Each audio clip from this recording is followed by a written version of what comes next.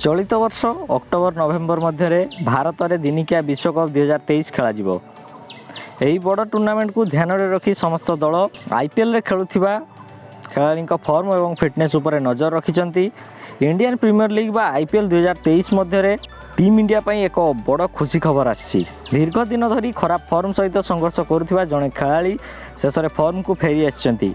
यही खेलाड़ी team India सबुठार बड़ मैच विनर को मध्यरु अन्यतम। आसंतु जानिबा यही खेलाड़ी विषय में।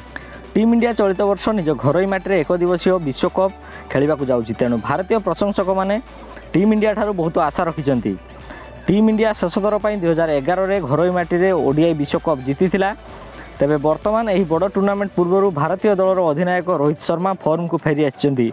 रोहित शर्मा दीर्घ दिन धरी एक बड़ इनिंग्स आसी नथिला, किंतु दिल्ली कैपिटल्स विपक्ष में खेला जाइथिबा मैच रे रोहित शर्मा एक अधिनायक इनिंग्स खेलिबारे सफल होइतिले, जहाँ भारतीय प्रशंसकों पई एक बड़ खुशी ठारू कम नुहे।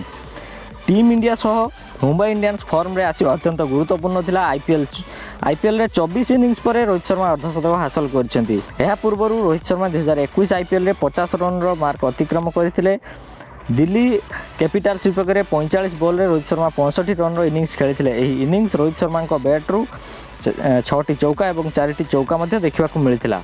एठारे कही रखु जे शेष में आईपीएल 2023 रे मुंबई इंडियंस प्रथम विजय हासिल करिछि। मुंबई इंडियंस को सीजन रो उभय ओपनिंग मैच रे पराजय रो सामना करने को पड़ता, किंतु मुंबई इंडियंस दिल्ली कैपिटल्स को परास्त करी आईपीएल 2023 रो प्रथम विजय हासिल करिछि। मुंबई इंडियंस रो अधिनायक रोहित शर्मा एही मैच रे निजर प्रदर्शन बल रे दलर विजयर हीरो साजिथिले।